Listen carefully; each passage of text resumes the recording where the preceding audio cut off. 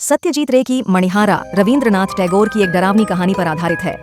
एक गांव के स्कूल मास्टर गोविंद चक्रवर्ती एक वीरान हवेली के पास एक रहस्यमय अजनबी को एक धनी व्यापारी फणिभूषण और उसकी पत्नी मणिमालिका की दुखद कहानी सुनाते हैं।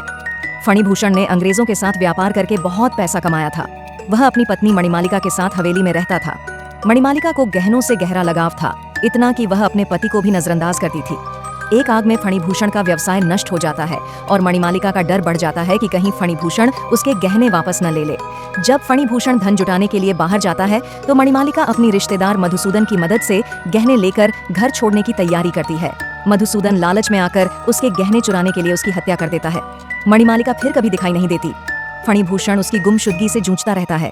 फिल्म के अंत में जब मणिमालिका की धुंधली परछाई फणिभूषण के कमरे में आती है और उसके पति के खुशी भरे "मोनी, तुम वापस आ गई" पर सिर हिलाकर नहीं कहती है, तो उसकी खूबसूरत पर डरावनी आंखें अंधेरे में से झांकती देखकर रोंगटे खड़े हो जाते हैं। कहानी के अंत में जब शिक्षक कहानी खत्म करता है और अजनबी कहता है कि उसे यह बहुत पसंद आई, लेकिन इसमें कई गलतियां हैं, तो बूढ़ा शिक्षक पूछता है कि उसे कैसे यकीन हो सकता है। इस पर अजनबी बस बताता है कि वह स्वयं फणिभूषण है, उसे विदा करता है और हवा में गायब हो जाता है, जिससे दर्शकों को एहसास होता है कि फणिभूषण की अपनी पत्नी के भूत को देखकर सदमे से मृत्यु हो गई होगी। रे फिल्म के अंत तक सदमे और डर के तत्व को बनाए रखते हैं, जिससे हमारे मन में एक परेशान करने वाला संदेह पैदा होता है, क्या कहानी की घटनाएं वास्तव में सच थीं? रवींद्रनाथ टैगोर, जिन्होंने 1998 में मणिहारा लिखा, यूरोपीय और बंगाली साहित्य दोनों में डूबे हुए थे।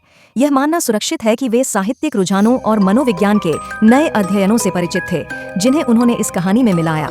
इन प्रभावों के साथ मणिहारा सत्यजीत रे की सबसे यूरोपीय फिल्म है। फिल्म में कई विवरण हैं जो इसे उनकी सबसे अलग और शानदार कृतियों में से एक बनाते हैं।